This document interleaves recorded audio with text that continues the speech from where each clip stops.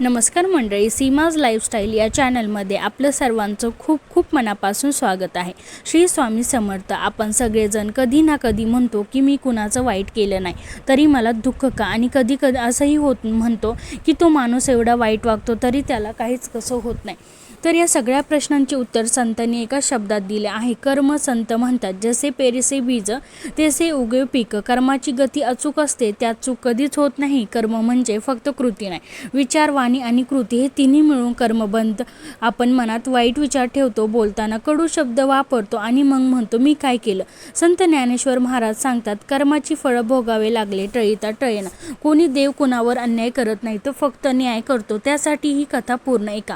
एक शेतकरी होता. त्याने 2 शेत पेरली. एका शेतात त्याने चांगले निवडलेलं बी पेरले आणि दुसऱ्या शेतात निष्काळजीपणे खराब बी टाकले. काही दिवसांनी पहिल्या शेतात सोनेरी बी उभं राहिलं आणि दुसऱ्या शेतात काटेरी तण उगवलं. शेतकरी देवाला दोष देऊ लागला, रडू लागला आणि तेवढ्यात वाटेने एक साधू जात होता. त्याने विचारलं, का रडतोय? शेतकऱ्यांनी सगळं सांगितलं. तेव्हा साधू म्हणाले, रडू नकोस, हे देवाचं नाही, हे तुझ्या कर्माची फळ आहे. बघ, आपण आज जे बी पेरतो उद्या त्याची परतफेड ही तशीच मिळते. संत तुकाराम महाराज स्पष्ट सांगतात, आपले कर्म आपणाशी टळेना. देव कोणाशी आपण कुणाला फसवलं, कुणालाही दुखवलं, कुणाशी दागा केला तर तेच आपल्याकडे परत येत असतं. आपण प्रेम दिलं, मदत केली, क्षमाशील राहिलो तर तेही आपल्याकडे परत येतं. आणि त्यासाठी आपण अजून एक कथा बघणार आहोत. एक राजा एका साधूकडे गेला आणि म्हणाला, माझ्या आयुष्यात सतत संकट का येत असतात? साधू म्हणाले, राजा, तू मागील जन्मी न्यायाधीश होतास, तो अनेक निष्पाप लोकांना शिक्षा दिला आहे. राजा घाबरला आणि म्हणाला, आता यावर उपाय काय? मी यातून कसा बाहेर पडू? साधू म्हणाले, जुनी कर्म भोगावी लागतात, पण नवी कर्म भविष्य बदलतात.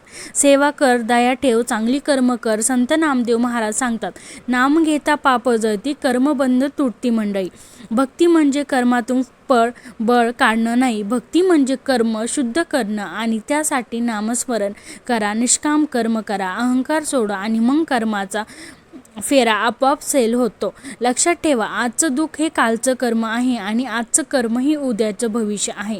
संत तुकाराम महाराजांचे शब्द लक्षात ठेवा, जे जे आपणासी केले ते ते आपणासी आले. चला तर मग चांगला विचार करूया, चांगली वाणी बोलूया आणि चांगलं कर्म करूया आणि मग पहा, कर्माची फेर आपल्याला दुःखातून सुखाकडे नक्कीच नेईल. व्हिडिओ आवडला असेल तर व्हिडिओला नक्की लाईक करा, शेअर करा व चॅनलला सबस्क्राईब करायला मात्र अजिबात विसरू नका.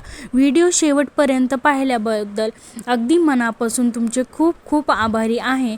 धन्यवाद. श्री स्वामी समर्थ. जय जय स्वामी समर्थ.